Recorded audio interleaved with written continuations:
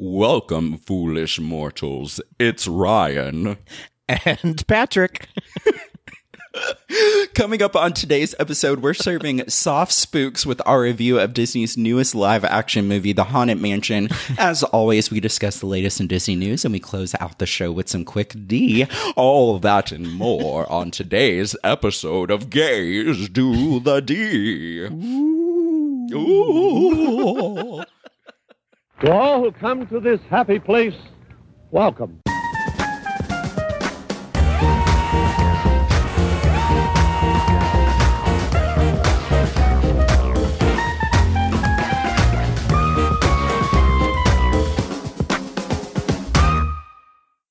Patrick, William Gracie, if you're spooky. Kazuki. Ryan, ghost, host, or travel. Tucker. Oh, that's good. That's good. That's good. Patrick, what are our vibes? What are our after vibes instead of afterlife? I love that. Our vibes are, you know what? Our vibes are all over the map today, this week, this month. It has been a doozy. I know we don't have to get too much into it, but I know a lot of our Tweedles already know I had to say goodbye to my sweet Ella this past week. This will be the first episode without those little clicky clacks in the background of the recording, so it's a little bit weird. But I want to thank all of our Tweedles who have reached out and said really, really kind words, words of inspiration, words of encouragement. And you three have been outstanding by my side virtually. Just, what do you need? What's going on today? So I really appreciate that.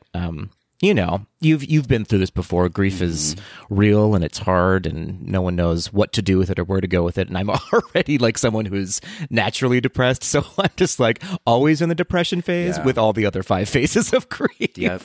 It's wild. It's wild. This Barbie takes Cymbalta, you know. I feel that. Very much that.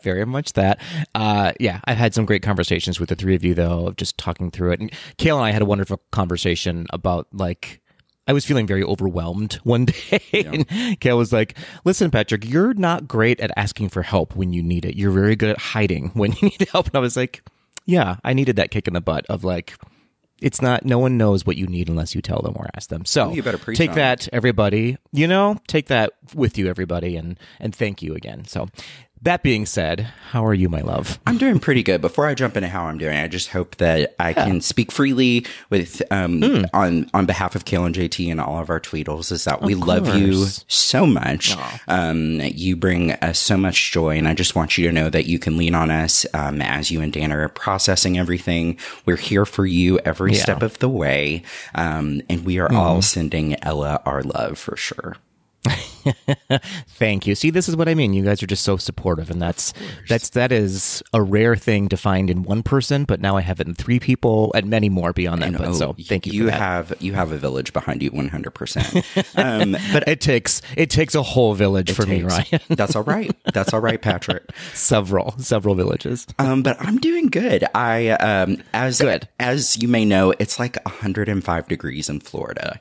Like, I know. 8 a.m. It's like 95, 100% humidity. I'm sweltering. I look out my window and my brow furrows. That just goes to tell you how hot it is down here. So we're just trying to stay hydrated. We're just trying to stay indoors. That's all we're trying to do right now. Like, a couple of my friends, they were like, Brian, I haven't seen any pictures of you like at Disney in the past couple of weeks. I'm like, well, it's because we live in an air fryer. I'm not going to be at Epcot when it's 105 degrees outside. No. I actually, on Instagram the other day, this is shout out to Wonderful World of Miley. He was in Magic Kingdom this week, and it is so hot outside that part of his belt melted onto his shirt and left like a black mark across his back. That's how hot it is. No.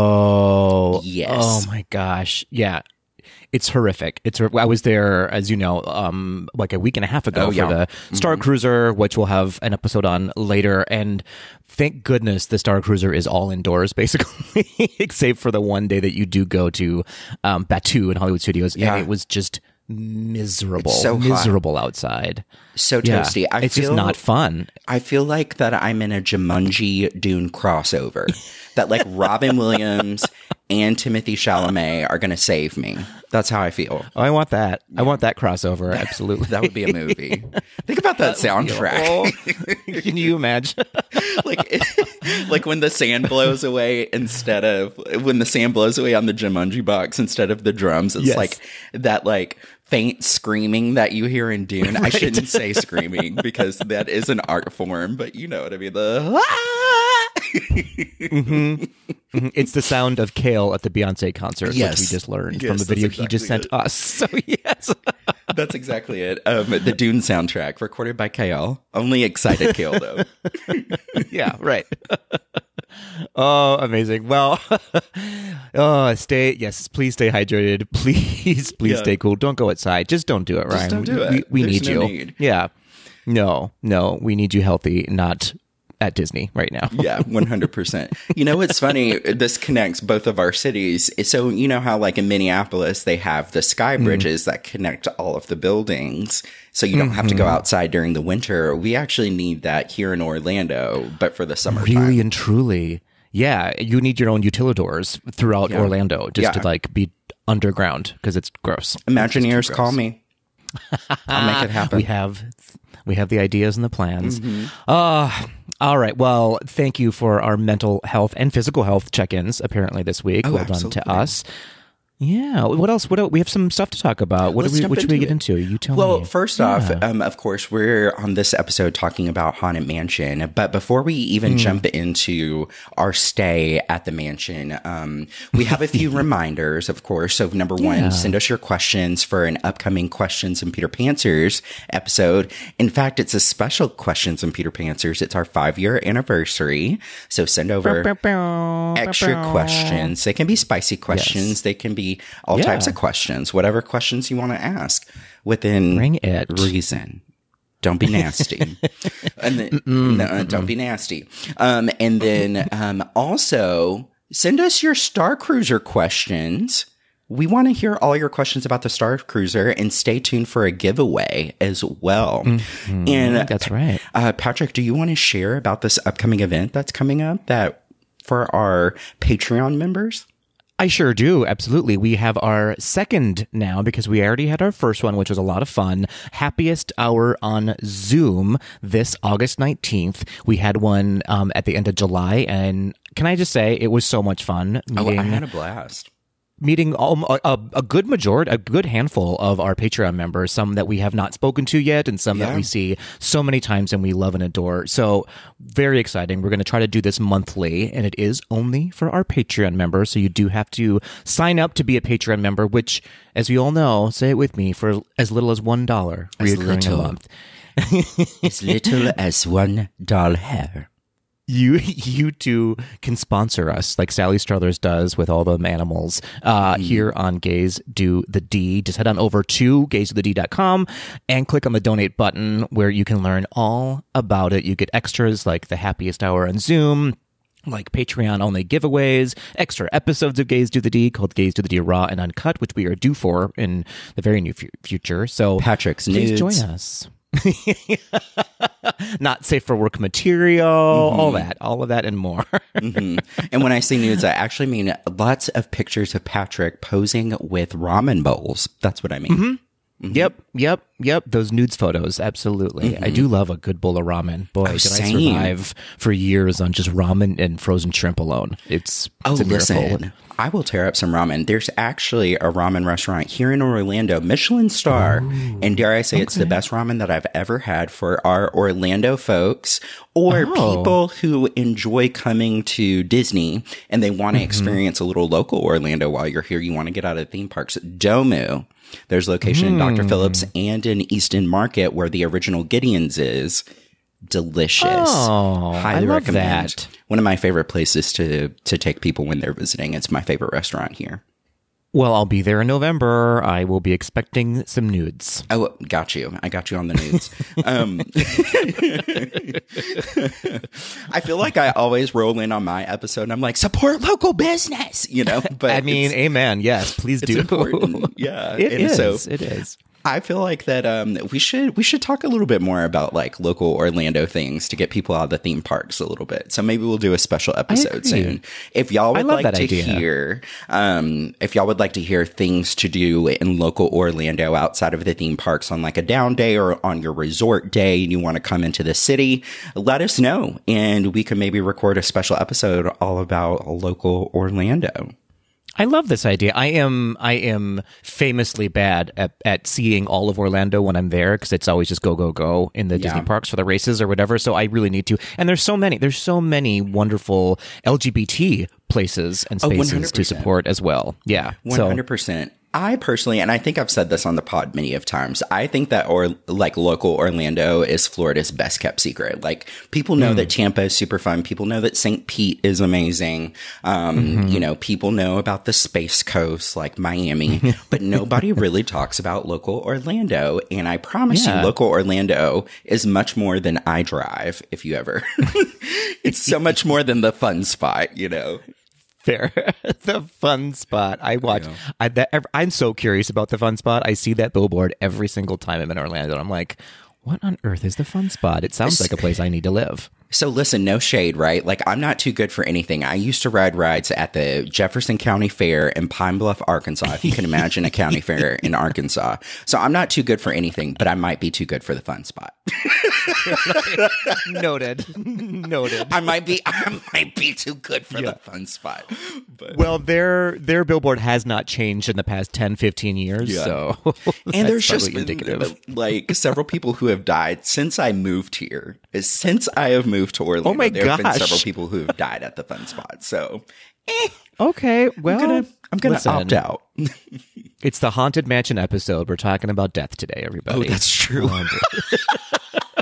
Oh, no. Oh, dear. Oh, well, you know what? Let's turn that around and get into some I'm celebrating moments. How about that?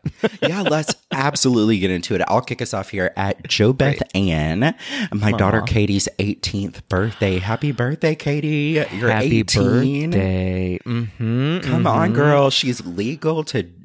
What do you do? What can you do when you're 18? Can you vote? No, vote. You can vote. Yeah, of course you can vote. Katie, you better go register, girl. You better go get to the polls. I would have slapped you for not knowing that you can vote at 18. Sorry. Get out there and vote, everybody, if you're 18 and older. So I don't think that it was an election year, the year that I turned 18. I'm pretty sure. Fair. So okay. That is probably why I didn't know that. Got it. Okay, got it. What else can you do when you're 18? Can you rent a car when you're 18? I think you have to be 21 to rent a car. You have to be 21. I think. I don't know. Okay. Maybe it depends on state to state. Who can say? But well, Katie, you better let your hair down and you better go register, girl. Get registered and get your butt into college as well. That's Katie. right. All right, who's next? We have at Dilly Bar saying opening of Mickey's Not So Scary and my first ever parade debut. Come on, Dylan. You better go tear it up. We have to find him. You have a mission, Ryan, to find Dilly Bar in the parade and snap photos so we can post them on Instagram. You. I can do Great. that. Love Come it. on, 5, 6, 7, 8. At Robstagram, which, what a great Instagram handle. You go, Rob. So great. At Robstagram, after months of planning, our sailing on the Wish is on Friday. As of this recording, he is currently on the trip. So, Rob, you better just pop lock and drop it all up and down that Disney Wish. And send us those photos. We are so starving for content. Give us those photos, everybody. Yes. We need to see it. Patrick, have you been on a Disney cruise before? I haven't been on any cruise before. I mean, I just unless the Galactic Star Cruiser counts, I have not been on a ship like that before. So you've cruised across the galaxy, but you have not cruised across the sea. Very that. And you know me, I'm always cruising, but never on a boat, apparently. Okay, Will Turner, you better. Okay, Davy Jones. It's getting hot today. You've been on a Disney cruise, haven't you? Or I have never been on a Disney cruise before. Actually, my cruise to Greece in October, which is crazy. That's coming up on a year. That was my very first cruise ever. So I'm dying to go on a Disney one. Okay. We should go on our first Disney cruise together. I'm manifesting. I know. I'm setting my crystals. I'm into it. I'm super into it. I just need the person to go, like, I'm going on this date, go with me, and I'll probably go. So perfect. You let me know. I'll pick one. I'll be like, bring your Speedo. We're rolling. I like it. God forbid. No, absolutely not. All right, moving on. We have at Bethany A30, who is celebrating being offered a new job. Oh my Congratulations. gosh, congratulations, Bethany. Secure the bag. Okay. I like how Bethany worded that too, of being offered a new job. Did she accept it? We don't know. Maybe she's negotiating. Know. You better say strong. She said, I've been offered, but that doesn't mean I have to take it, hunty. You sure don't. You sure don't. Well, whether you decide to take it or not, Bethany, that takes a lot of patience and a lot of willpower to put yourself out there in an interview for a new job. So best of luck to you. All right. So Colby _Daniel 228 also celebrating a new job. It looks like that Colby has accepted the offer. Yes. We passed the background check. We submitted our I-9 and Colby is ready to go. Fantastic. Congratulations, Colby. That background check is always like, will I, won't I? Who knows? Right. Especially, you, Patrick, in approximately 2002, that's body passed. I know 2002. Oh, it's real troubled. Real troubled. Absolutely. Yeah. Oh, absolutely. All right. We have. I don't know where I was going with that. We all know. We all know her history. Mm-hmm. And we have at PJW at WDW. Oh, I like that name too. Saying, getting a new fridge, my first big boy adult purchase on my own. I love that. That's a great celebration. Yes, new fridge. I have so many questions for PJ. As in, is it one of those fridges with the screen? That's what I don't know. Ooh, I don't know why my fridge needs a screen. Yeah, I don't know why I need a smart fridge, but I want one. I don't need my fridge to be like, you've had a lot of dairy today. You know what I mean? I don't need that in my life. I feel like you're good. I want my fridge to be like, hi, Ryan. Welcome to your afternoon. Would you like a little snack? I've got cheese. I've got string cheese and grapes. Would you like for me to make you a charcuterie? Ooh, I would be into that. Into that for sure. I don't know why my smart fridge is so like breathy and sexy. Like it was very Scarlett Johansson fridge. Scarlett Johansson fridge. Yeah, it just a naturally smoky, like a natural smoky eye. That's what that 100% that. Yeah. That's so fun. Allie _Joy _W. Say that 5 times fast. Okay. Wedding week in Disneyland honeymoon. Allie, congratulations. Amazing. You have a lot of _joy in your life because you sure do. You're married now. Congratulations. We love to see it. Again, send us those pictures. Send us those pictures. Where was our wedding invite? That must have gotten lost in the mail. I don't know. Ooh, Allie, say you don't get to pick between the chicken and the fish. You ain't coming. I'm not saying I'm hurt. I'm just saying I'm disappointed a little bit, Allie. That's fine. All is forgiven. We're messing with you, Allie. Congratulations. Yes, indeed. Moving on, we have one of our favorites at Danko Direct saying, successful opening weekend of our production of Kinky Boots here in Torrance, California. Oh my gosh. Congratulations. That's so exciting. What a great show. Kinky Boots is so good. I love it. I've never seen Kinky Boots before, but my best friend Carter is currently in a production of it in Chicago. So I feel like universe is telling me that I need to go see The Land of Lola. I will meet you there. It's not very far away from me. Oh, slay. Let's do it. Let's do it. At the Disney Parks teacher, my first official week as an elementary school principal. Yes, Jeff, congratulations. Incredible. That's amazing. You better. You know what? I'm just looking at this. I know I happen to know all 3 of these. I could know them through Instagram basically, but all 3 of those, Allie, Danko Direct, and Disney Parks teacher are all in education. So congratulations. Gosh. We love it. We love to see teachers here on the pod. Shout out to all of our teachers. Thank you so much for what you're doing and congratulations on a new school year. Oh my gosh, absolutely. And principal, okay. Come on, principal. Go to the principal's office. Oh, we have at Minty Fresh 2023 saying, that must be a brand new Instagram handle, saying 2 years of coming out to my family and 2 weeks until I'm in Provincetown. Wow. Congratulations, Minty. Come on, Minty. Mm-hmm. You are fresh. Yes, you are. You said you better come out. You better claim your truth. Absolutely. Oh, that's exciting. Well, congratulations on coming out, getting to step into your own, and I hope that you get to just have a queer old time in Provincetown. We love it. We love it. And lastly, to round us out here, one of my absolute faves at K Devo 11, mourning the end of summer break for this teacher, Kevin. But listen, Kevin had a great summer. Kevin did the damn thing. We got to hang out with Kevin this summer, too. Yes, we got to hang out with Kevin. You're going to be an amazing teacher this year. Something that Kevin won't tell you is that he has won a substantial amount of Teacher of the Year awards in not just his district, but also nationally. Like, he is a nationally recognized music teacher, and he never talks about it. But Kevin is a baddie in the classroom, Hunty. I totally believe that. Totally believe that.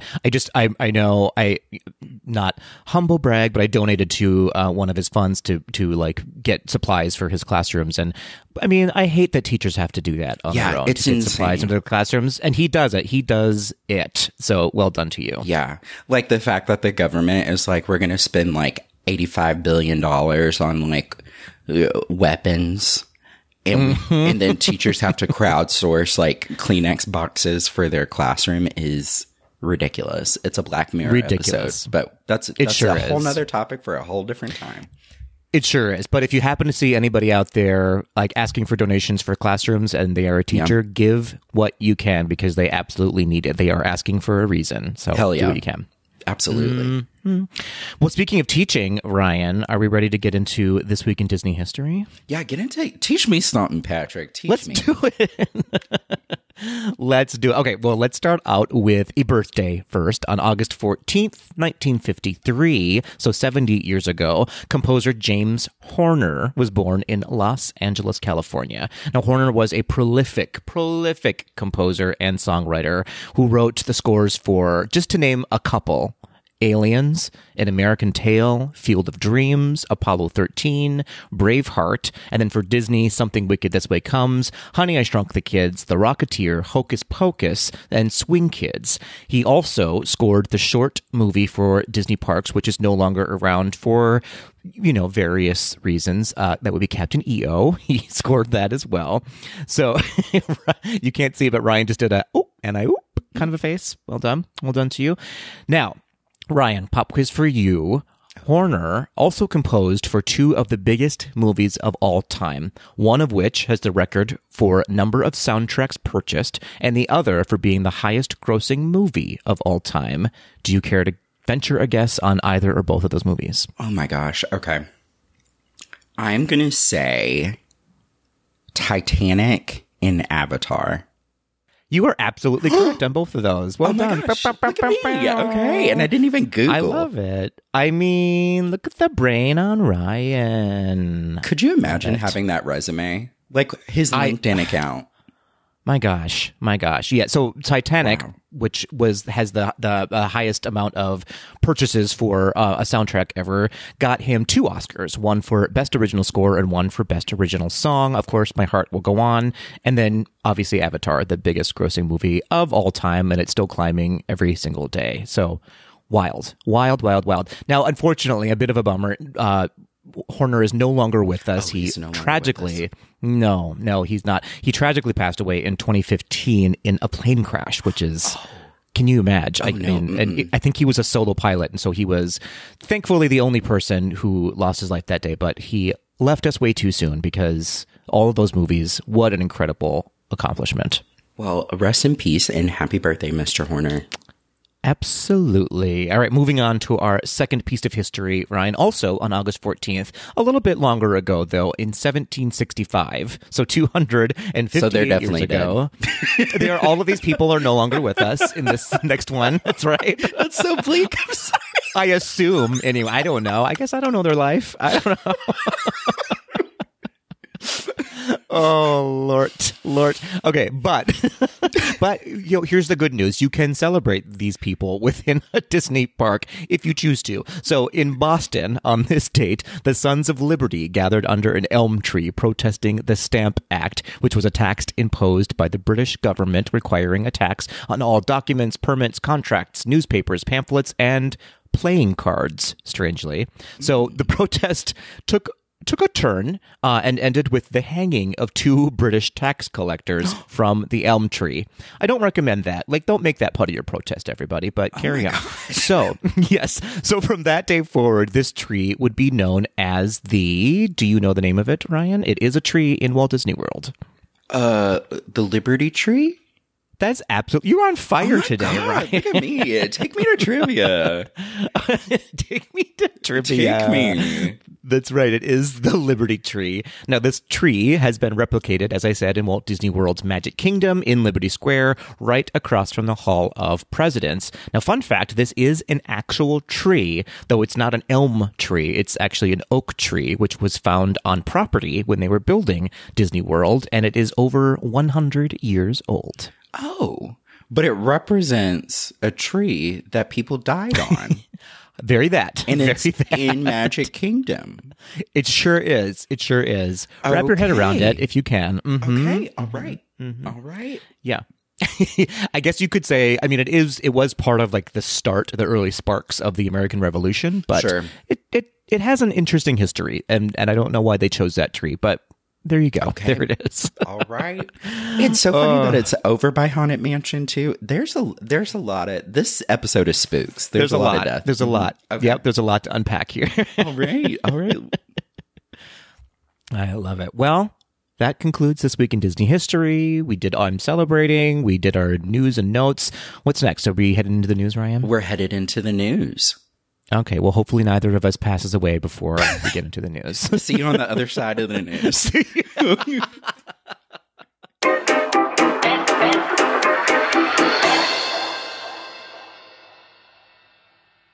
We made it to the news, Ryan. Successful. Well done to both of us. We're both here for it. So glad that we made it. I'm so glad. It's always a journey for us, isn't it? So you and I were talking. What's going on in the news, Patrick? Well, you and I were talking, and not a whole lot right now, right?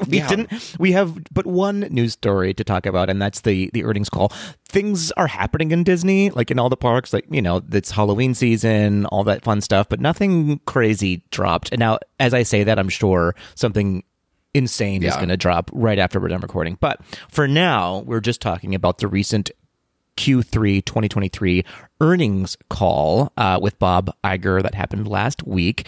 Not a ton of big news coming out of it, but we wanted to share some bullet points from that. So Bob Iger, as I said, you're going to say something. Go ahead. Oh, I was just about to say, so I'm going to admittedly say that I'm financially illiterate. Like, I have a budget app. I know that I have a 401k, and that's all I can tell you. I don't know anything about earnings or year over year or revenue or so you might have to break this down for me a little bit. Okay. We're about to get learned. And by the way, well done for having a 401k. You're ahead of the game with many people. Oh, thank you. Well done. Well done to you. I don't know what's going on with it, but I just know about the 3 numbers and the letter. Throw some money into it and let it sit. That's all you need to know. That's all you need Here's to know. hoping. So at the earnings call, Bob Iger told analysts on the post-earnings call that, quote, in the 8 months since I returned, we've undertaken an unprecedented transformation at Disney. That's an understatement. And this quarter's earnings reflect some of what we have accomplished, end quote. So that being said, there was a 4% increase over last year in revenue. So Disney, between last year and this year, had a $22.3 billion increase in revenue, which is pretty incredible, given that things aren't great right now. Yeah, pretty crazy. So some factors contributing to that growth include some company restructuring, which, does mean that a lot of layoffs happen. So it's not, all great news of why this happened, but there were some streamlined operations. Again, another great way of saying we laid off a lot of people, and a $1 billion income increase through direct-to-consumer operations, which is basically via Disney theatrical movies, Disney Plus, all of that stuff is direct-to-consumer. So increases were made. Jobs were lost by that. So it was a little sugar-coated if you read between the lines there. But in any case, Disney is doing, I guess, well right now with the question mark behind it. So Bob Iger went on to say, quote, "I'm pleased with how much we have gotten done in such a short period of time, but I also know that we have a lot more to do. As I've said before, our progress will not always be linear, but despite near-term headwinds, I'm incredibly confident in Disney's long-term trajectory because of the work we've done, the team we have in place, and because of Disney's core intellectual property foundation." End quote. He also commented that the 3 businesses that they will be focusing on to drive more growth and value over the next 5 years, this is their 5-year plan, are to increase heavily in the film studios, parks, and streaming. So again, basically direct-to-consumer stuff. And parks, which I don't know if you can consider that direct to consumer because they have to go to it to find it. I don't know how it all works, but if you do know, let us know. I don't. Let's see. Where are we so far? Any questions so far, Ryan, about what I've just said? Okay, so my first question is, what are headwinds? Is that when you think that you have like wind in your hair and then you like do a little whip and you're feeling like very Baywatch, or I'm guessing that's not it. Well, I think it just means like, despite like big things that are, if you read between the lines, I feel like he's talking about the lawsuits that are happening right now. Oh, that's not very sexy. Yeah, it's not. It's a really, watered down way to say like Disney has some things coming on the horizon. Some are good, some are bad, but like there's just a lot of like some casual storms are brewing right now, I guess, if you got it. Okay. In that though, it should be noted like he very much did not say much about their legal lawsuits that are happening right now, and I think it's because they're in it now, and so they really can't comment too much on it. So sure, yeah. Well, good luck. Well, and I hope that somebody gets wind in their hair somewhere. Right. I love to feel it. A brave moment, maybe with the wind in her hair. I like it. So. Yeah. I'm interested to hear, when you said like parks and Disney Plus and things like that, did he share any specific projects that the team is really excited about or that he sees is going to bring in a lot of revenue? Nothing super specific, but great question. So when we're talking about streaming, he was highlighting their goal to move all of the bundled Disney Plus users, so that's anyone who has like Disney Plus and Hulu and ESPN all in one, moving them to just one app, which would maximize sort of the efficiency and people would be less confused, potentially. Who knows? When it comes to their applications, though, everyone's always confused, so I don't know what their plan is there. But that's their big step. So true. Yeah, right? But that's their big step when it comes to streaming. It's just like really streamlining everything in that. So it should just all be a one-stop shop, which hopefully will be a little bit more helpful. Then for the parks, he talked about the upcoming openings of the Frozen-themed lands, which will be in Hong Kong and Paris, and the Zootopia-themed land, which will be in Shanghai. All of these are opening within the next 5 years. He also discussed the future plans. So I don't think this was a groundbreaking announcement because there had been talks about it, but Avatar is now coming to Disneyland. There was no interesting. Yeah, I don't know where they're going to put it or how they're going to do it. That was my next question. I was like, where are they going to put it? Exactly, or the timeline. Like, are they getting rid of stuff? I don't really know. Is it going to be a truncated version of it? Who can say? But that will be coming to Disneyland. No timeline, as I said. He also then noted about the parks that globally they are performing stronger than expected, with the exception of Walt Disney World, which we all know has seen some softer results, as it were. However, it should be noted that revenue in Walt Disney World is 21%. That's a weird number, 21% higher than where they were in fiscal year 2019. So pre-pandemic, they are doing better then. So, and that's, ticket increases, smaller staff. So yeah, they're doing what they need to do, but attendance has been notably less than in previous years. And then when it comes to the studios, this is anything movie related, basically. He noted that Disney will continue focusing on improving the quality and performance of their films by reducing the number of titles released, which is an interesting thing to announce. Also reducing the cost per title and increasing opportunities for viewers to access the films. So it sounds like they're going to get smarter about just not throwing anything out there. Like Disney famously for a while was just like, is it a movie? Let's find out and throw it and see if it sticks.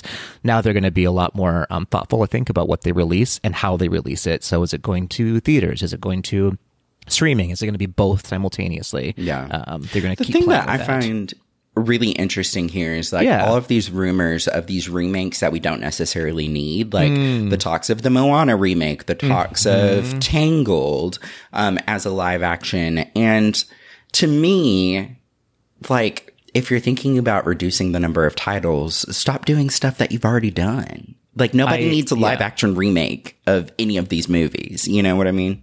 I totally agree with that. I'm not sure what they're going to do, but it does seem like that would be a place to cut, unless it's maybe just cheaper to do the remakes because they already have a story in place. Who knows? And they don't have to write music for these musicals. I don't know.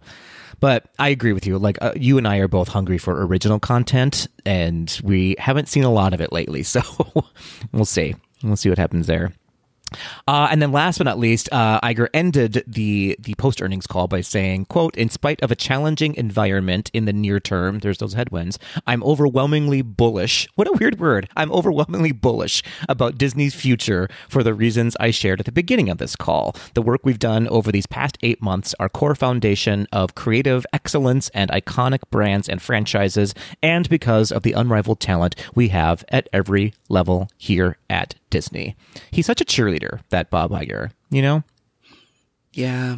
We may not be in love with him. Yeah. We may not be immediately in love with him right now. He has said some things that we've talked about already, about the strike, about about Florida a little bit. He's kind of put his foot in his mouth a little bit lately. So this was a very watered down, in my opinion, earnings call where he was very careful with his words. So probably should be. I think he got his hand slapped a little bit for some of those comments. But overall, it sounds like Disney is set to be fine. There's nothing like extraordinary happening, but remains to be seen. And they still have the D23 happening in September. So I bet some more. They're saving some of these announcements for that, which I think you might be going to this September, right?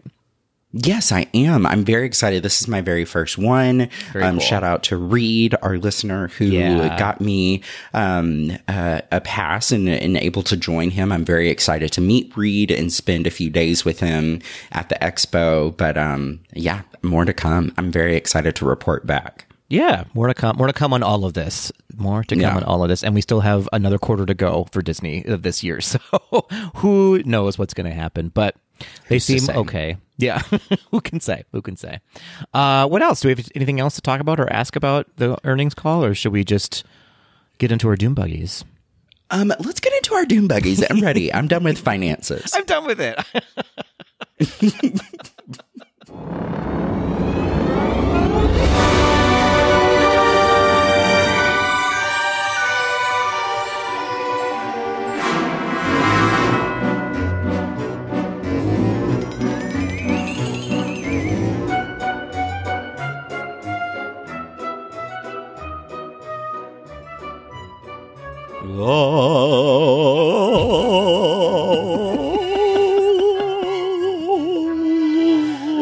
I genuinely don't know how you're doing that, because it sounds like one of those little echo toys. Do you know what I'm talking about? That like you hit the microphone and it like makes a whoa, whoa, whoa, whoa sound.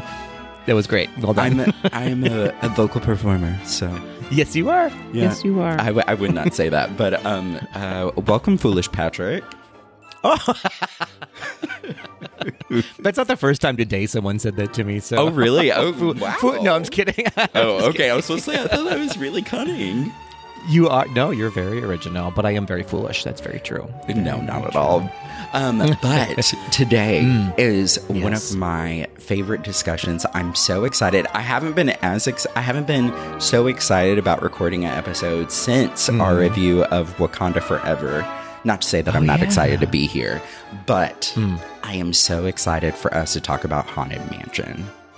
I'm so excited for you because I know that this is tell me if I'm stepping on your toes, your favorite attraction, right? It is my favorite attraction at the Disney parks. Yeah. I have a giant tattoo on the back of my arm of a hitchhiking skeleton hand. And this movie, not to like skip forward, but this movie was literally made for me.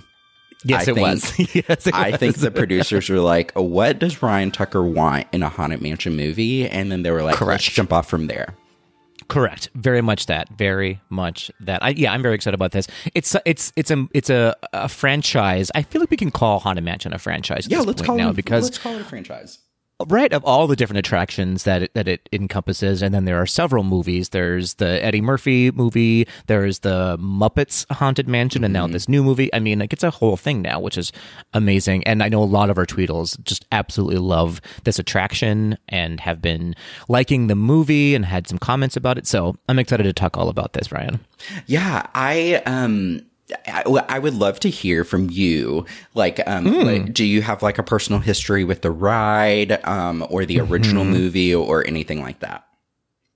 Great question. Yeah, I love the ride. I love the ride because of just like the art direction behind it. I'm a visual person, and every inch of that ride is so thought through. It's just so great. It's Disney at its finest, which is fun because it's one of Disney's original attractions, and it's an attraction that was like not tied to any of the Disney movies and all that stuff. It's like its own original piece, which is really cool to see, and it hasn't really changed much over the years, which is great because there's no need to change a classic sometimes, and this is a perfect example of that. And I am one of few people, and I think that you join me in this camp, who really I actually liked the Eddie Murphy original Haunted Mansion movie. Love the Eddie Murphy movie. That used to be like back in the day when the Eddie Murphy movie came out. That was like one of my go-to road trip movies. I used to watch that movie all the time in the car.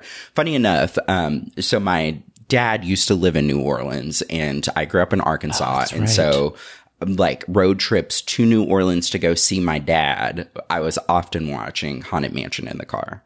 Oh, I love that. I love that history behind it. Oh, that's great. So yeah, I mean, I love that movie. Really loved the Muppets Haunted Mansion that came out. What was it? Just a year ago now, isn't it? Yeah, it's crazy so to think cute. about. It was so cute. They did such a good job with it. And getting Taraji P. Henson to be Constance, hilarious. I mean, yeah. I love her. She's so great. So great. So yeah, I mean, not a huge background with the movie, but the movie and the ride, other than like, I just really like it. I really love it. It's a classic. It stands out. It holds its moment in history, and it still continues to evolve, which is fun to see. For sure. What about you? What's your sort of history behind it? Yeah, so I've always loved Haunted Mansion. Even as a kid, I've always loved spooky things. Ever since I was a kid, I've always loved things that are kind of haunted, especially like just soft spooks. We all know that is my personal brand. I love like cute spooky things. Halloween is my favorite holiday. My family used to live in New Orleans. Like, there's just like a lot of my life that has been around Haunted Mansion overall. So that's kind of why I have this tattoo, especially growing up right above Louisiana, like right over the border. My family always jokes that we're not superstitious, just a little stitious. And so, all of those things with ghost and the hoodoo voodoo and all of that has just always been a part of my life and a part of my culture. So, this has always been one of my favorite rides. I even love the smell. For my birthday, actually, Patrick, Kale, and JT got me a Haunted Mansion candle, and it really does smell exactly like the ride. It's so good. Yeah. And so needless to say, when they announced that they were redoing the movie, I was so excited because it's one of my personal favorites, the Eddie Murphy movie and then the ride together. And before we jump into like the history or how it did at the box office, like, I'm a little biased. I will say this. I was explaining this to one of my good friends. He was telling me that he hated the movie. He was like, it was so boring. No. He was like, I don't understand it. And then after I got out of it, I was like, absolutely loved it. And he was like, what? And I was like, yeah. And I shared with him, I was like, I think the reason why I absolutely love the movie is that I'm Black. I used to live in New Orleans. It's my favorite ride, and I have a dead parent. Like, there it is. So this movie was just like made for me. The spirits aligned for you. Yeah, and whenever I explained it that way, he said, "Oh, that makes sense then." So but yeah, so let's get right into it before we jump into the history of it. Initial reactions. What was kind of your thoughts? How did you feel about the storyline, the casting, all of that good stuff? So, great question. I surprisingly liked this movie. I can be a little bit of a tough critic when it comes to remakes or movies that are based off of attractions. Like it's a hard sell for me sometimes. I really like this movie, not because I thought it was, I'm just going to be brutally honest about all of this. Not brutally, but it wasn't a groundbreaking movie. Not for me. Is it a movie that's going to win Academy Awards for its script or anything? Likely not. But it was just a good, fun piece of summer candy. You know what I mean? Like it was just something to sit through. And if you are, I can see this from your friend's point of view. If you are not a Haunted Mansion fan or haven't been on the ride, you're going to miss a lot in this movie because there are so many references to the ride, to the history behind Haunted Mansion, to the ghosts that you see along the attraction, to the old movie even. Like it's just full of, it's a love letter really to the Haunted Mansion in and of itself.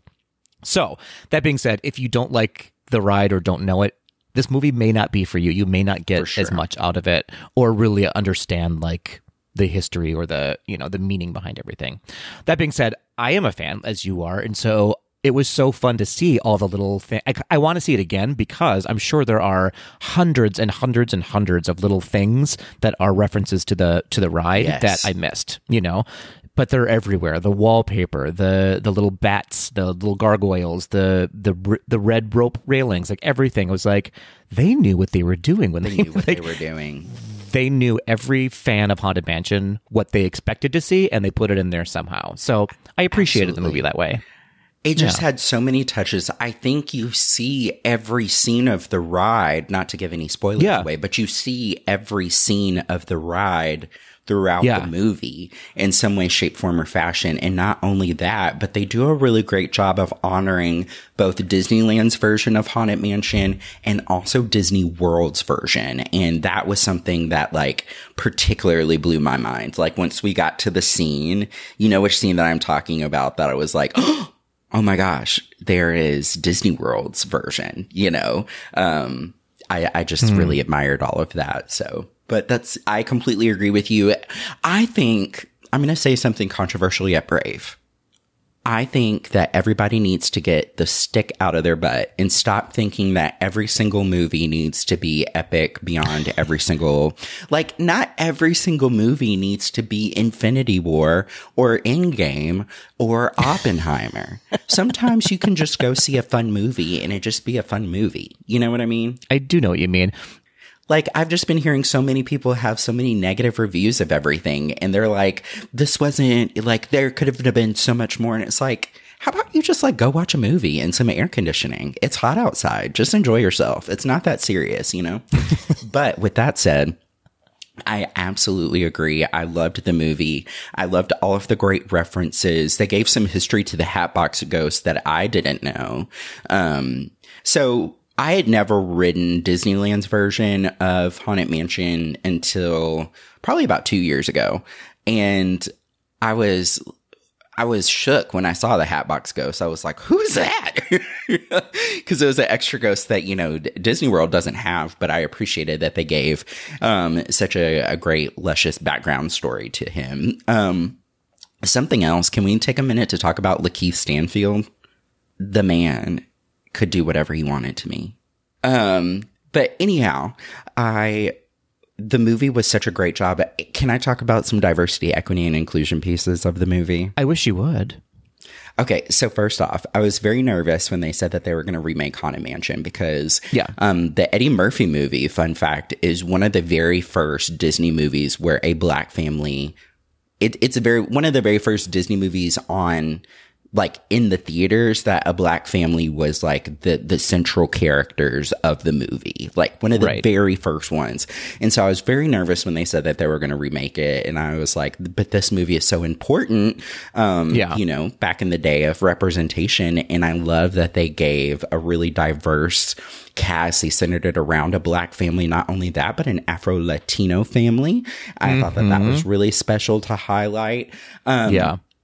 Also, with the history of New Orleans and New Orleans being a predominantly black city, I love that they gave honor to that. They acknowledged that throughout the movie as well. And it just made me so happy to see New Orleans culture, especially New Orleans black culture, so well represented and so well respected throughout the movie too. I can't speak with like firsthand knowledge of it. I've never been to New Orleans, but definitely like in the very beginning of the movie and throughout, pockets, you could definitely feel like sort of the culture surrounding you of like just them giving you from the costuming to the music to the set direction. I'm just like, oh, they didn't hold back on this. It doesn't look like a movie set. It looks like you're actually there in New Orleans, in some of these cemeteries, these famous cemeteries that are there, and the ghost tours, and it was great. They did a really good job, in my opinion. Really great job. I just could go on and on. I thought the cast was spectacular. Tiffany Haddish, hysterical. Most of the time, Tiffany Haddish is a little one note for me, and I'm not into it, but she gave a little bit more heart to herself in this movie. Yeah. And made herself very family friendly while still sticking to her type of comedy. And I really think that she did an amazing job. Of course, Danny DeVito had me rolling the whole entire time. And Jamie Lee Curtis as Madame Leota. I think anytime Jamie Lee Curtis gets to do anything relatively spooky, I just live for it, because she really is kind of like the OG Scream Queen, if you really think about it. Yeah, absolutely. Like the OG, and she pays honor to that in so many different ways. When she won her Oscar, she talked about like to all the fans of the horror community, like we made it. And so I just love that she gets to continuously be a part of like the spooky community, if you will. Agreed. So yeah, agreed. I just loved it. The storyline was a little unexpected for me. I wasn't expecting it to be as dark as it was, even though I think there was some opportunities to make it a little bit darker. I wasn't expecting it to, no spoilers or anything, but the kind of mission of the Hatbox Ghost and the history and also kind of like what they were trying to avoid. And the story of grief was a little bit more hard hitting than I was expecting it to be. Was not expecting that at all. It was an interesting way to tackle the story. And as you were sort of alluding to as well, it sort of gives you, like, I want to go on the ride again now, to be like, oh, this is what they are. Because if you think of it as canon now, if this movie is canon in the Haunted Mansion, like, you sort of understand the rooms a little bit more. Yes. In that, and it was interesting that the whole movie sort of played out as you were going through the ride itself, not sequentially necessarily, but like it was mapped out in the way that the actual ride itself is mapped out with the stretching room, and it was really cool. I really enjoyed how they did all of that. And like you said, like the cast is great, a very diverse cast in both culture and in like age and size and everything. It was really lovely. And I didn't mind that it wasn't, a lot of people were saying like, oh, it should have been spookier. And some of the history behind this is like, it was originally going to be a Guillermo del Toro movie, and he was going to make it creepy AF. It was going to be very dark. And I think Disney, I have to say, I may be a party of one here, wisely said, that's not the direction we want, because that's not the value of the Haunted Mansion. The value of the Haunted Mansion is that it is for anybody of any age. It's babies, teens, adults, elderly, like everybody can enjoy the Haunted Mansion and be a little spooked out maybe, but it's not, its intention isn't to scare you. Its intention is to make sort of the afterlife fun a little bit. And so I think that's what they did with this movie, and I appreciated that, actually, because it has to be a kid's movie too. It's Disney, it's a kid's movie, but it's for everybody.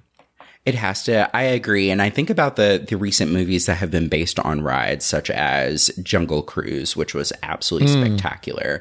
I think that the in Pirates of the Caribbean, right? I think what those movies do a really good job of is that they make really good mild peril. Whenever you see like PG or PG-13 and it's like mild peril, they did a really good job of giving that same feel to Haunted Mansion as they do with Jungle Cruise and things like that, of just a little bit of peril. So it's like a gas for the kids, but then the adults still get to have fun.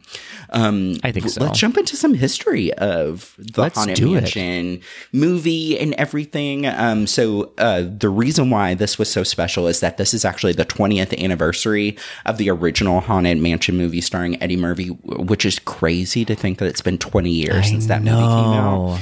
The Raven Simone version of Superstitious on the soundtrack. Oh, I used to tear it up to that song.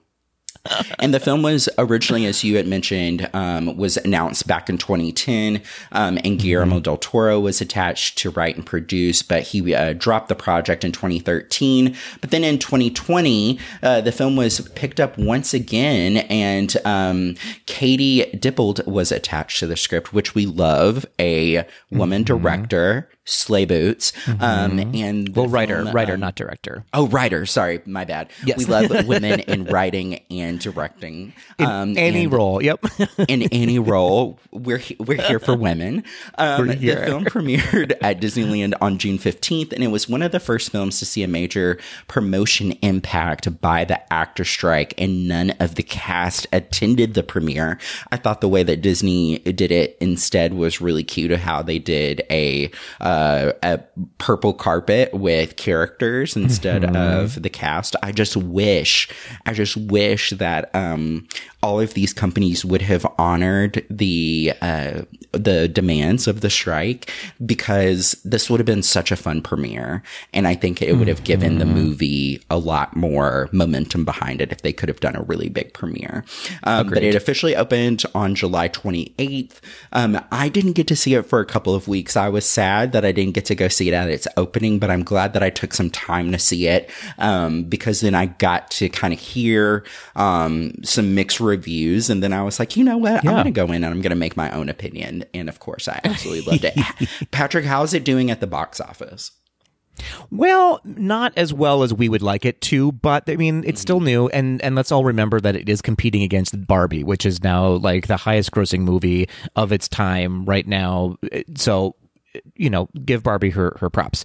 But it's got some competition out there. So it originally started with a budget of $150 million, which is not a huge budget to begin with, but here we are. Right. Its opening weekend grossed $24 million domestically, so nothing to bat an eye at, but not what they were hoping for, I have to imagine. And then it is currently, as of this recording, at $65 million globally. So it hasn't quite even made up half of the cost of the movie, but there's still time. I have a feeling this will probably get better legs once it goes to Disney Plus, and people just start watching it there, because I don't think people, when given the choice, right, they're probably going to go see Barbie or what's the other movie that's out there right now? The Oppenheimer is probably getting all the money right now. So I get it. I understand. It's not great numbers, but more to come.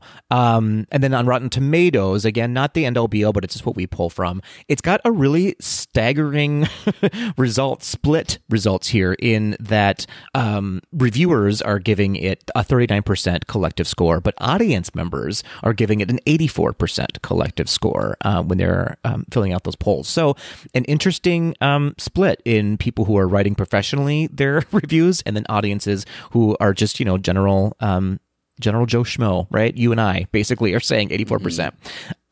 The critics' consensus when it comes to their reviews are saying that the Haunted Mansion's talented cast makes the movie a pleasant enough destination, although it's neither scary nor funny enough to wholeheartedly recommend.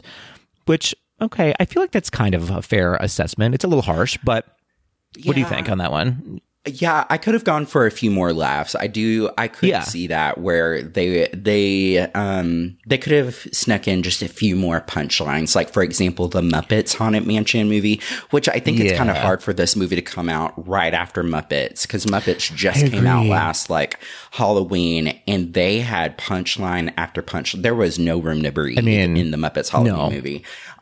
Whereas we do have some downtime in between jokes. So I definitely could see where the critics, I'm not going to say that the critics aren't wrong, right? Even though I'm extremely biased for sure.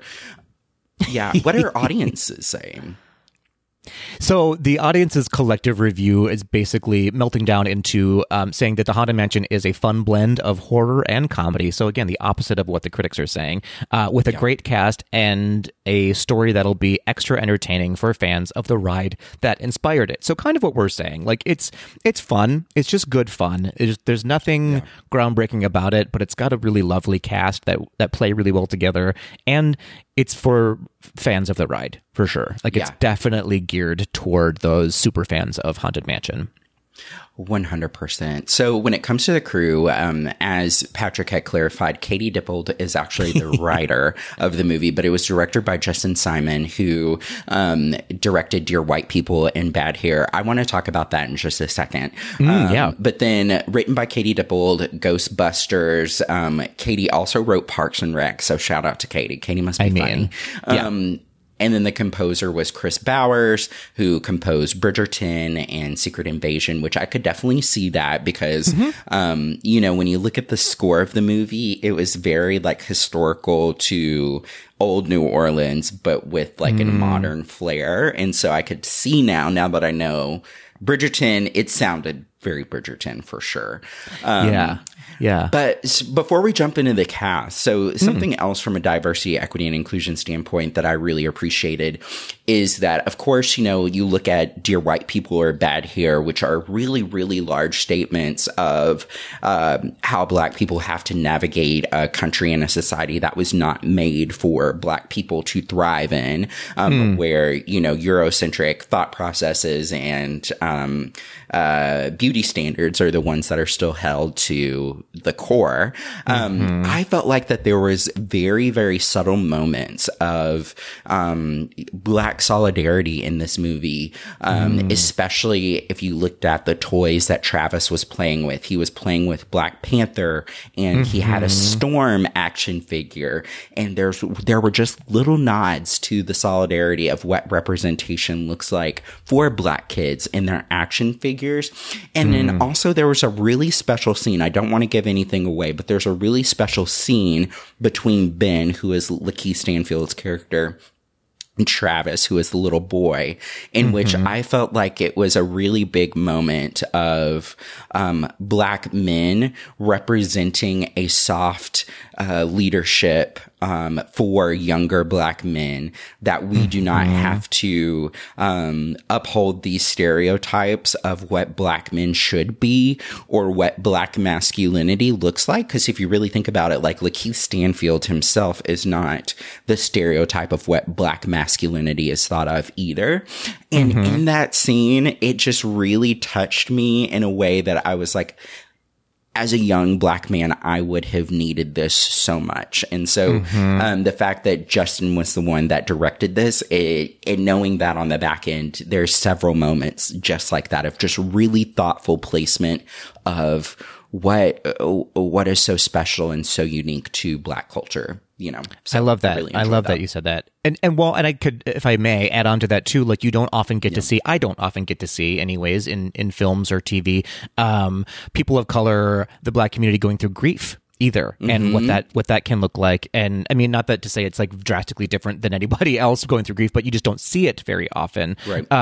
So that was really touching. There were, like you said, there were many subtle moments. It wasn't hit you over the head with it. It wasn't like this is a movie about Black people, but it was a movie represented by Black people, which is a very different way to tell a story. And I'm so glad we're getting there, of like, all of our stories don't have to be about what it's like to be gay, what it's like to be Asian, what it's like to be Black, but it should represent them accurately in the movie. And this one, in my opinion, and you correct me if I'm wrong, feels like it does.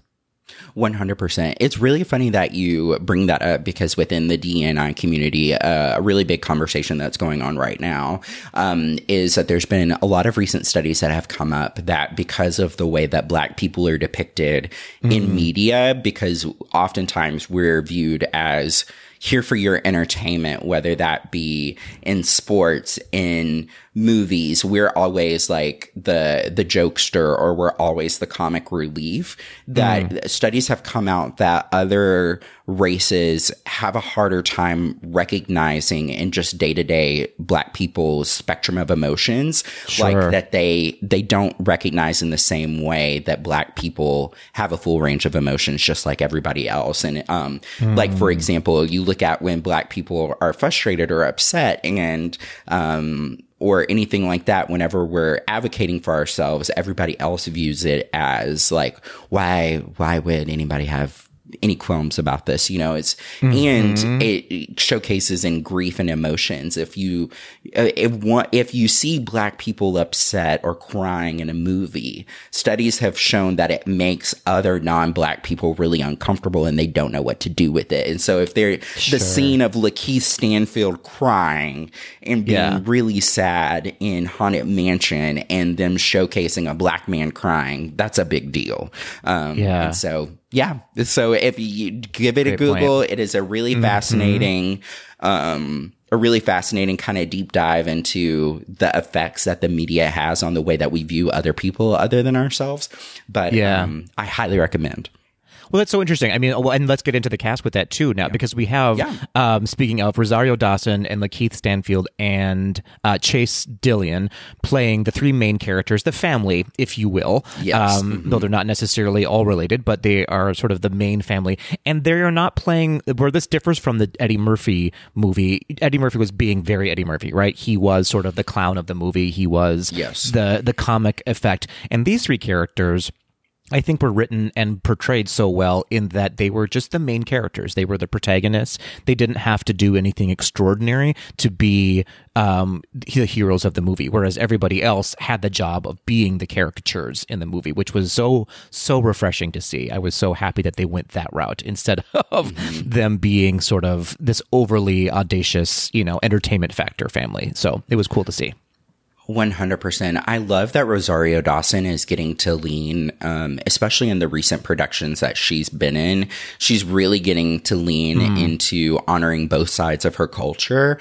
We talked about this with Wakanda Forever and Lupita Nyong'o getting to speak Spanish, in a movie. And she shared about how big of a deal that was for her. Yeah. It's starting to be recognized that a lot of actors who may be one race, but they come from a different culture or maybe more than one race, that there's space to honor both of those cultures within a role of them represented. And as somebody who comes from a mixed lineage myself, I love getting to see that more and more in movies. You see more and more mixed families represented too, which is why I'm so excited for Wish. If you watch the preview for Wish, don't get me wrong, Princess Tiana is my girl, but this is the first, Disney princess has the freckles and everything and actually looks like me, and I'm very excited about it. Or if you look at Strange World and how Strange World, that was a mixed family too. So anyways, I get really excited about that because I'm seeing myself on television for the first time. I mean, as a 32-year-old, it's about time. If you look at Rosario, Lakeith, oh my gosh, Lakeith is everything. First of all, if you have never watched Lakeith Stanfield in a movie, get your life right. From Atlanta, which was kind of his very first big thing, but getting to be in Knives Out, Sorry to Bother You, Selma. I loved getting to see Lakeith step into something goofy. You know what I mean? He always is very serious, hard hitting things. And so to see a really soft side of Lakeith in his soft masculinity, it just made me so happy. And to see him portray a Black man who is really smart and who's in NASA. Are you kidding me? I mean, great job. Let's jump into a little bit more of the cast. So Owen Wilson, of course, being who he is, he is someone that just plays himself, and it's perfect in every single thing that he does. I know that some people get really annoyed by Owen Wilson. I love him. Yeah. And Daddy Owen in Loki with the mustache and the short hair. Yes. Break my neck. Tiffany Haddish, of course, Girls Trip, the After Party. Tiffany has been on the rise, and I hope that she keeps on being who she is as well. I think she will. Danny DeVito, Jamie Lee Curtis, of course, Madame Leota, we already talked about. Of course, she's in Everything Everywhere All at Once, Knives Out, Scream Queens. And surprisingly, the Hatbox Ghost was Jared Leto, who, as we know, there's a lot of controversy around Jared Leto, but Dallas Buyers Club, Suicide Squad, Morbius, Requiem for a Dream, which I never want to watch that movie ever again in my so-called life. Jared is such a talented actor, but he is probably one of the strangest people in Hollywood right now.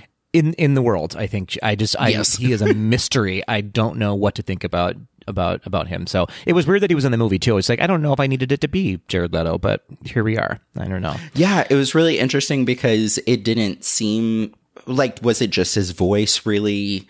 Yeah. It was interesting that he was casted as the Hatbox Ghost, but go off, Jared. Yeah. Okay. So in summary, what would you say? Well, first, let's jump into some listener comments on. Yeah, I think that's a great place. Yeah, let's see what our listeners thought. So at Sean Cruz, Sean says, please explain the ending. It wrapped up with me having many questions. Why did they need the hat? Why didn't they banish him? Try to banish him before. So, Sean, that's a great question. I don't want to jump into. I mean, it's been about a month since the movie came out, so we don't have to give too many spoilers away. But that's true. I think it's fair. I think here's what I'll say about you having questions. You're not wrong in that. Like we said at the beginning of this review, it isn't a perfect movie. Like there were some holes, there were some plot lines that I was like, oh, I don't. Why that? I don't get it. Why didn't they do it before? Who can say? Because it's a movie and we needed to move the script forward. So there were some plot holes in the movie. I will say that. We're not going to just say that this movie was a perfect movie, but yeah, I think that you're not wrong in having some questions around how it all wrapped up. It did wrap up pretty quickly, and I was like, oh wait, what happened? What happened? It did wrap up pretty quickly. So I will say, Derek, I felt like the ending kind of left it open to there being potential for a sequel. I think there's talk around it already because of the bigness of Pirates of the Caribbean, though I don't think it'll ever get that big, this franchise, but I can see it having legs on Disney Plus somewhere, or little shorts coming out of all the different ghosts that live in the mansion or something. But, yeah. So that's kind of where I felt like the ending kind of wrapped the way it did. I was like, I feel like that they're leaving it to where this could stand on its own, but it could be a sequel if they wanted it to be, especially let's just go ahead and say it. When none of the ghosts left, I was like, oh, okay. We're still, okay, cool. Got you. So I think that there's more to come for sure. Yeah, I agree. But yeah, at Scott in the Woods shares, should I rush out to the cinema or wait for Disney Plus? What do you think? What would you say? I think, Scott, if you are an AMC A-lister or you have the Regal membership or if you have Movie Pass, absolutely come on. If you pay individually for every single movie that you see and then you have a Disney Plus subscription, I would say you probably, now that it's been out for a month, wait just one more month. It'll be on Disney Plus by the time October hits. That's fair. Yeah. I mean, be fiscally responsible. Check your Q3 earnings report, your personal one, and figure it out for yourself. But, I'm always of the mind of go out there and support theaters, go out there and support the movies, especially with all the strikes that are going on now. But I will say, just overall, I don't know that I needed it to be a theatrical movie. It didn't add anything necessarily for me seeing it in the theaters. I feel like I would have gotten the same had I seen it at home as well. But I love going to the movies. So, I'm of two minds of that. Hopefully that answers your question. Scott, listen to your heart. Listen to your heart. And then Vinylized by Nikki shared everything I wanted and more. Loved it. Which is so funny because I feel like that our listener comments here are exactly what the critics and reviewers are saying. It's a called totally representative split house. It's people either absolutely love it, no notes, or they're so. Yeah. But yeah, interesting. Jumping into some fun facts. First off, Gracie Manor is modeled after the original Disneyland Haunted Mansion, in which this is something that we touched on a little bit earlier, but Crump Manor in the movie is modeled after Magic Kingdom's Haunted Mansion in Walt Disney World. So it was super fun for them to hit both American, haunted mansions. And Yale Gracie is the Imagineer who came up with the dining room scene in the ride, an effect called Pepper's Ghost. And it was such a large accomplishment that Walt Disney started referring to the mansion as the Gracie Mansion. So shout out to Yale for accomplishing that feat when they very first built the ride. I love this. And speaking to what Sean was saying earlier and about us potentially having a franchise, I think it would be really fun if we kind of had like a Conjuring universe-esque situation where like Lakeith and the gang, they go to different mansions and they help Ghost. And then we get a Phantom Manor movie for Paris. I like that. They call the manor? I think they call it Mystery Manor in Hong Kong or in Shanghai. Something like that. Yeah, I think you're right. I think that would be fun, where we get a movie for every one of the haunted mansions. I love that. I think that's a great idea. I do think this has legs to do more. Yeah. I really do. So I guess in wrapping up, like, what were your final thoughts in this movie? Like, what would you say to people? How do you unpack it? What works? What doesn't work? All of the above. Yeah. My final thoughts are a great addition to the Haunted Mansion kind of portfolio within Disney. Yeah. So fun. If you are a Black Disney fan, go see it. Absolutely. This movie was made for us. Go. Yeah. But I would say if you are a non-Black person, it may not just be as quite impactful, but that's okay. Still go support it. I would say overall rating for me was 3.5 out of 5 for an overall rating. When it comes to a DNI perspective, 100% a 5 out of 5.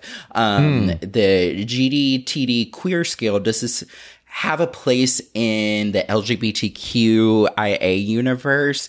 I think so. The reason why I think my mentions earlier were kind of the nods that Black masculinity looks different than the stereotype, and softer masculinity is welcome. And I also felt like Travis, the kiddo in the movie, could have potentially represented a little bit of queerness. Okay, I see you. I think that it has a place in the GDTD queer scale. I would say queer scale, once again, 3.5 out of 5. I love that. Where are you? Okay, overall thoughts on the film, closing thoughts and shots. I'll just wrap it up again and say I liked the movie. I didn't, it's not, I'll watch it again for sure. It'll probably be one that I go to every once in a while just to watch again, because it just can't be fun. And I think that's the thing people should remember. Should we expect a lot better script sometimes? Yeah, I think so. It wasn't like a perfect script by any stretch of the imagination. Yeah. But it made up for it, I feel like, in the casting, in the art direction, in the costuming, in the references, in the camp factor. The Haunted Mansion in and of itself is camp. It's full camp. It's camp. Like, 100%. It is high drag camp. And that's exactly what this movie was. So I think when it comes to that, I'm giving this movie, I would say like a 2.75 or a 3 out of 1 to 5 overall. Okay.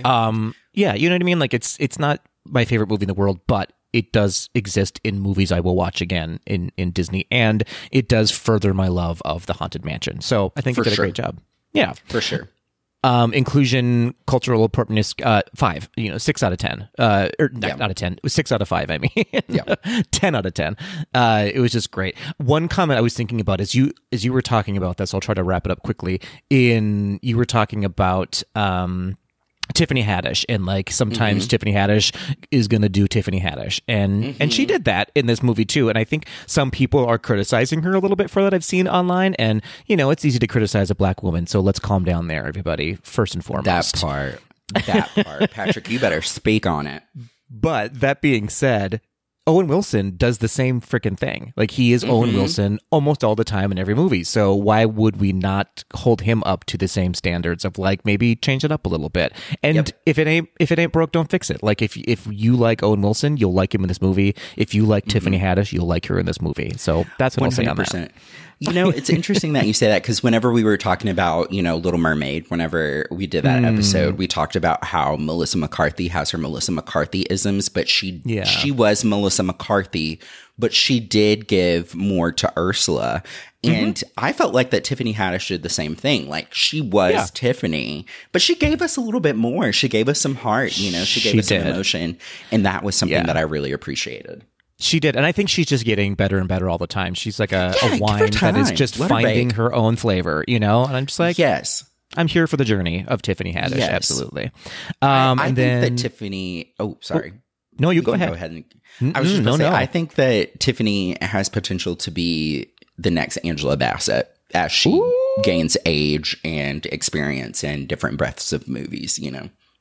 Yeah, I love seeing her in very like comedies and in dramas and in haunted spooks like this. It's fun to see her. She's camp all the way as well. And there you are. So that being said, GDTD Queer Skill, I'm going to actually give this a 4, I think, out of the queerness because of the camp factor, because of the levels of masculine and feminine that they play with in this movie, and the costuming and the opulence behind all of that. Like Rosario Dawson's costumes. Costumes. Oh my gosh. Amazing.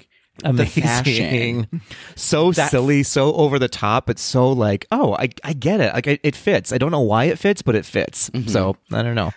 Something that I also loved when it comes to cultural representation within the costumes is I loved seeing Black opulence, like that Rosario Dawson's character and her son dressed to the nines, had money. She was a doctor. That was delicious. Yeah, she said, "No, we have company. You're putting on a suit. Like we're going. It's Sunday best every day." And I was like, "Okay, I see this. This is great. I loved it." So yeah, I think overall, I think you and I are both on the same page of like, this is a. I mean, go see it. I don't see why you wouldn't see it. If you're not a Haunted Mansion fan, you may not get it. If you are a Haunted Mansion fan, you're going to find some great things out of it. You're gonna pull some stuff out of it that you didn't even know that were available to you. So for sure, I completely agree. I think a great summary. So fun. Have a cocktail. Let your hair down. Enjoy the ride. Have a little Haunted Mansion party at your house and watch it when it comes out. I like it. Yeah, a nice soft spook.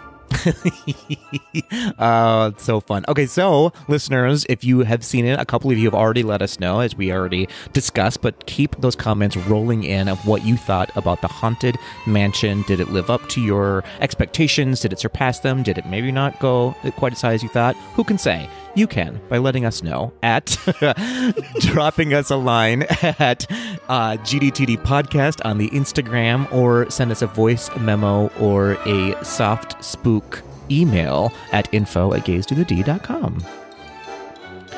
Oh, Lakeith. I mean, Lakeith. He needs his own podcast, or he's great. He's so beautiful. Listen to him read an encyclopedia. I would watch him read the encyclopedia. I would need the visual content behind it. Yes. On the Oculus. I want I want the extra Oculus setting on the Oculus. I want the VR. I want I want the smell-o-vision.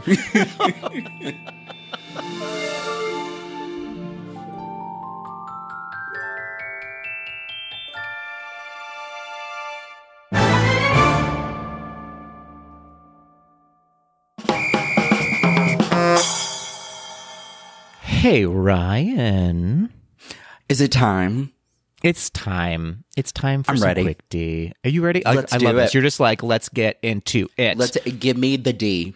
Give me the D. So our Tweedle Ds sent us their Ds again this week for Quick D, where we are asked questions that we don't know prior to recording, and we answer them off the cuff. Are you ready for our first listener submitted question? Give it to me. Give it to me. All right, here we go. We have at Stevachu, Stevachu, Stevachu. Let's go with that one. Okay. Come on, Stevie. Come on, Stev. Asking, what's the, this is kind of a fun one, but what's the most overrated Disney park attraction? And why? Overrated. Ooh, we're getting deep into our thoughts. We're leaning into a space of psychological safety where all opinions are very that and can be shared. Yes, very that. Patrick, you know what I'm going to say. I may know what you're going to, but maybe I don't. Okay, just tell me. You know what I'm going to say. I think that Figment's it's overrated. Fine. Yeah, I know. You hate Figment, Ryan, and people are going to come for you. I don't love it. I don't love it. I would be open if they... Ryan just throwing things everywhere. I would be open if they did if they redid Figment, like if they did a Figment refurb and just like updated the whole entire thing. Mm-hmm. But it's just not for me. That's fair. Yeah, it's just not for me. And I don't understand the fandom behind Figment, but I respect because Figment fans are like, you don't mess with the Figment fan. It's like the beehive of Disney fans. Like you don't mess with Beyonce fans. You don't mess with Figment fans. It's true. But yeah, I think that Figment is the most overrated piece of Disney attractions. Okay, what's yours? Listen, I see you and I hear you, and I'm not here to disagree with you. So you get your own opinion. And I will, you know me, that attraction is not great. That's fine. But I do love Figment. So we can meet there. What is I'm going to be real controversial with you. Are you ready for this one? Okay, I'm ready. I think the current most overrated ride at Disney might be Tron right now. Tron. I know. Here's why. Hear me out. It's so short. Oh my God. It's 38 seconds long. Like, you wait in a line for hours to get on this ride that's 38 seconds long. It's wild. So then that's the only reason. Like, is it a fun ride? Absolutely. Is it beautiful? Absolutely. But does it need to be about 2.5 minutes longer? Absolutely. Yes, you're right. You're right. I definitely agree with you. I also think it's really interesting that they hadn't updated like the queue since it first opened in Shanghai. Like, the queue is pretty dated at this point. Very. I see what you're saying for sure. I see the aspects. I just wasn't expecting you to say that. Like, I know. You really went in on like the brand new one, you know?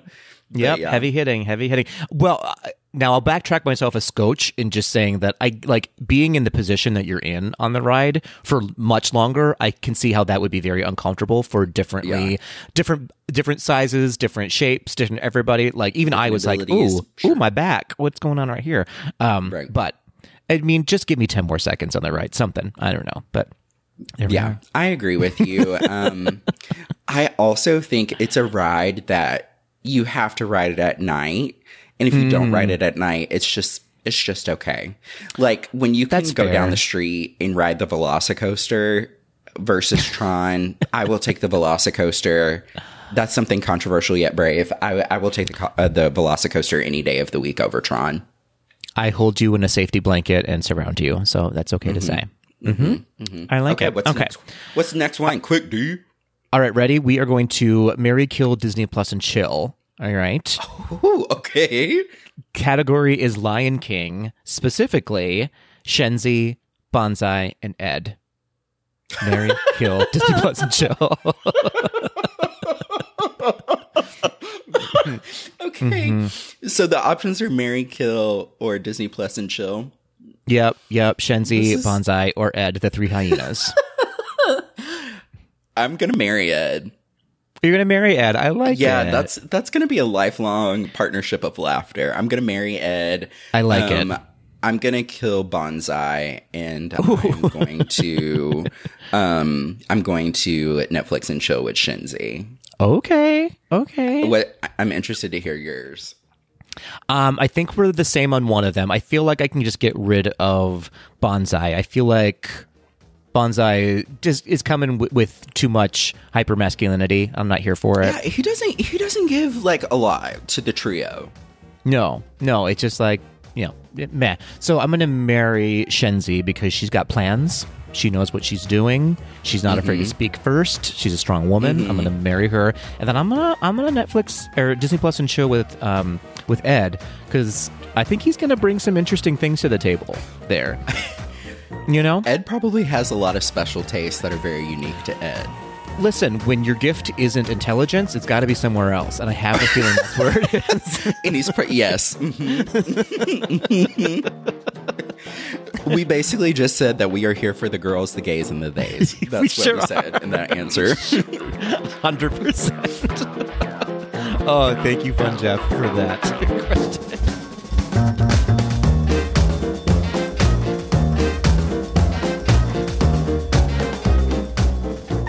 Alrighty, y'all, that will do it for this episode of Gays Do the D. Thanks for listening. To become a patron of the podcast, visit our website at gaysdothed.com/donate. For a donation of any amount, you can receive exclusive Gays Do the D content and help us to continue to bring you the very best Disney news and discussion. Continue the conversation after this episode on Facebook and Instagram at GDTD Podcasts. Also, submit your questions or show ideas to info@gaysdothed.com. Have a great week, everyone, and see you real soon.